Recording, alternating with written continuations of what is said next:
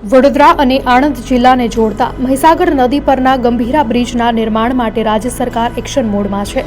મુખ્યમંત્રી ભૂપેન્દ્ર પટેલની સીધી સૂચના બાદ માર્ગ અને મકાન વિભાગ દ્વારા રાત દિવસ યુદ્ધના ધોરણે કામગીરી કરવામાં આવી રહી છે।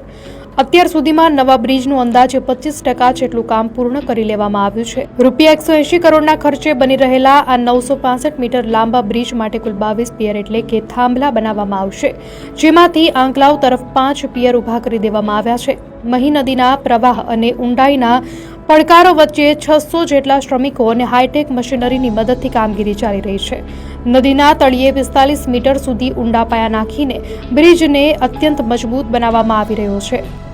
બીજી તરફ વાહન ચાલકોની તાત્કાલિક સુવિધા માટે જૂના બ્રિજના તૂટેલા ભાગને લોખંડના માળખાથી જોડીને ટૂંક સમયમાં દ્વિચક્રી વાહનો માટે રસ્તો ખુલ્લો કરવાની તૈયારીઓ પણ અંતિમ તબક્કામાં છે।